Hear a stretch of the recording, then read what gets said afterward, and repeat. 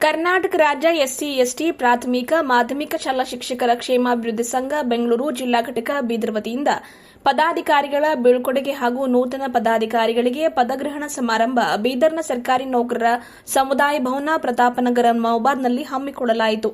ಕಾರ್ಯಕ್ರಮವನ್ನು ಸಂಸದ ಸಾಗರ ಖಂಡ್ರೆ ಅವರು ಉದ್ಘಾಟಿಸಿ ಕಾರ್ಯಕ್ರಮ ಉದ್ದೇಶಿಸಿ ಮಾತನಾಡಿದರು. ಈ ಸಂಘಟನೆಯ ಸಂಸ್ಥಾಪಕ ಅಧ್ಯಕ್ಷರು ಒಂದು ಸಂಘಟನೆ ಮುಂದುವರಿಸಬೇಕು, ಬೆಳಿಬೇಕು, ಎಲ್ಲರನ್ನ ಸಂಘಟಿಸಬೇಕು ಎಂದರೆ ಸುಲಭದ ಮಾತಲ್ಲ.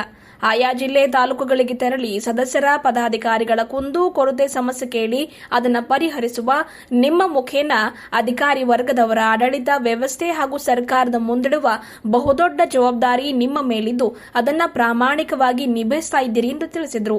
ಕರ್ನಾಟಕ ರಾಜ್ಯ ಎಸ್ಸಿ ಎಸ್ಟಿ ನೌಕರರ ಪ್ರಾಥಮಿಕ ಮಾಧ್ಯಮಿಕ ಶಾಲಾ ಶಿಕ್ಷಕರ ಕ್ಷೇಮಾಭಿವೃದ್ಧಿ ಸಂಘ ಬೆಂಗಳೂರು 15 ವರ್ಷಗಳ ಇತಿಹಾಸ ಹೊಂದಿದ್ದು ಅದರ ಶ್ರೇಯಸ್ಸು ನಿಮ್ಮೆಲ್ಲರಿಗೂ ಸಲ್ಲುತ್ತದೆ ಎಂದು ತಿಳಿಸಿದ ಅವರು, ಸರ್ಕಾರ ಈಗಾಗಲೇ ನಿಮ್ಮ ಸತತ ಪ್ರಯತ್ನದಿಂದ ತಾಲೂಕಾ ಮಟ್ಟದಲ್ಲಿ ಪ್ರತ್ಯೇಕ ಕೊಠಡಿ ವ್ಯವಸ್ಥೆ ಆಗಬೇಕು ಎನ್ನುವ ಆದೇಶ ಹೊರಡಿಸಿದ್ದು, ನಮ್ಮ ಜಿಲ್ಲೆಯ ಆಯಾ ತಾಲೂಕಾ ಮಟ್ಟದಲ್ಲಿ ಅವಶ್ಯಕವಾಗಿ ಕೊಠಡಿಗಳನ್ನು ತಂದೆಯೊಂದಿಗೆ ಮಾತನಾಡಿ ವ್ಯವಸ್ಥೆ ಮಾಡಲಾಗುವುದು ಎಂದು ಭರವಸೆಯನ್ನು ವ್ಯಕ್ತಪಡಿಸಿದರು.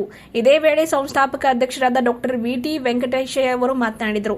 ಕಾರ್ಯಕ್ರಮದಲ್ಲಿ ನಿಕಟಪೂರ್ವ ಜಿಲ್ಲಾಧ್ಯಕ್ಷರಾಗಿದ್ದ ಸಾಗರ್ ವೈಜನಾಥ್ ಸೇರಿದಂತೆ ಪದಾಧಿಕಾರಿಗಳಿಗೆ ಹಾಗೂ ನೂತನ ಅಧ್ಯಕ್ಷರಾದ ಗಣಪತಿ ಭಕ್ತ ಸೇರಿದಂತೆ ನೂತನ ಪದಾಧಿಕಾರಿಗಳಿಗೆ ಸನ್ಮಾನಿಸಿ ಅಭಿನಂದಿಸಲಾಯಿತು. ಜೊತೆಗೆ ಇದೇ ವೇಳೆ ಗಣಪತಿ ಭಕ್ತ ಹಾಗೂ ದಂಪತಿಗಳಿಗೆ ಎಲ್ಲ ಎಸ್ಸಿ ಎಸ್ಟಿ ನೌಕರರ ಮಿತ್ರರು ಸನ್ಮಾನಿಸಿ ಅವರಿಗೆ ಶುಭ ಕೋರಿದರು.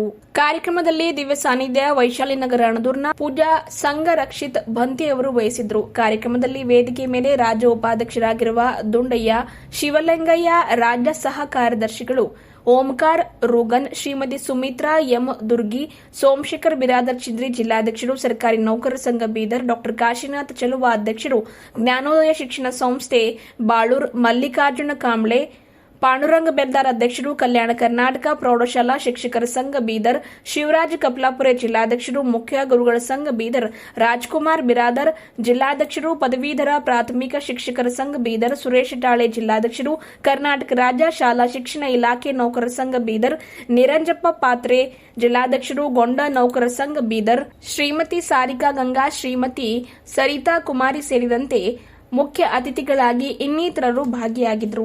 ಇದೇ ಕಾರ್ಯಕ್ರಮದಲ್ಲಿ ನೂತನ ಪದಾಧಿಕಾರಿಗಳಿಗೆ ಸನ್ಮಾನಿಸಿ ಅವರಿಗೆ ಶುಭ ಕೋರಲಾಯಿತು.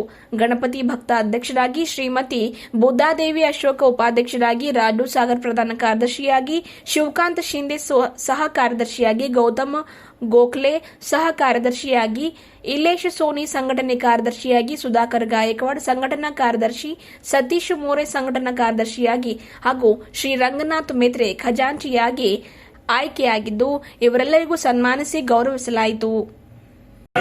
ಪ್ರಾಥಮಿಕ ಮಾಧ್ಯಮಿಕ ಶಾಲಾ ಶಿಕ್ಷಕರ ಸಂಘ ಉದಯವಾಗಿ ಇಲ್ಲಿಗೆ 15 ವರ್ಷಗಳಾಗಿದೆ. ಜೋರ ಚಕ್ರನ ಹಾಕಿ ಕೆಲಸ ಉಳ್ಕೊಂಡಿದ್ದ ಈ ಸಂಘಟನೆ ಅಂದ್ರೆ 2014ರಲ್ಲಿ ಮಾನ್ಯತೆಯನ್ನು ಪಡೆದ ಕರ್ನಾಟಕ ಸರ್ಕಾರದ ಮಾನ್ಯತೆಯನ್ನು ಪಡೆದಂತಹ ಈ ಒಂದು ರಾಜ್ಯ ಸಂಘಟನೆ 34 ಜಿಲ್ಲೆ 210 ತಾಲೂಕುಗಳಲ್ಲಿಯೂ ಸಹ ಏಕಕಾಲದಲ್ಲಿ ಸಂಘಟನಾತ್ಮಕವಾಗಿ ಬೆಳೆದು ಏಕೈಕ ದೊಡ್ಡ ಸಂಘಟನೆಯಾಗಿ ಬೆಳೆದಿದೆ.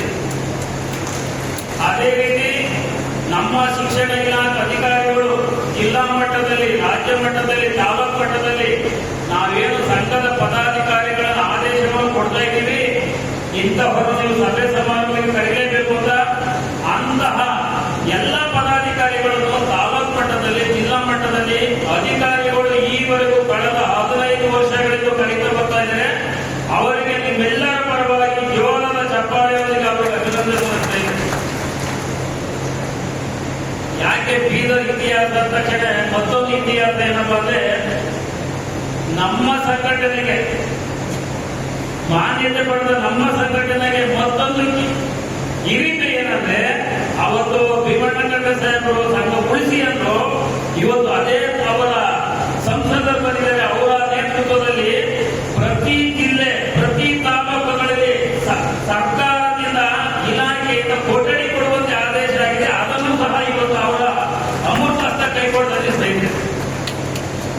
ನೋಡಿ, ಒಂದೊಂದು ಸುಯೋಗಗಳು ಕಳೆದ ವಾರ ಆದೇಶ ಇರೋದು. ಈವಾಗ ಅದೇ ನಮ್ಮ ಯುವ ನಾಯಕರ ಸಂಸದರ ಕೈಗೆ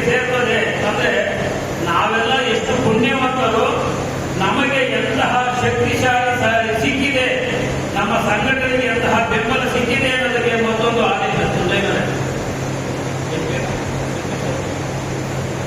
ಅದು ಸಂಘಟನೆಗೆ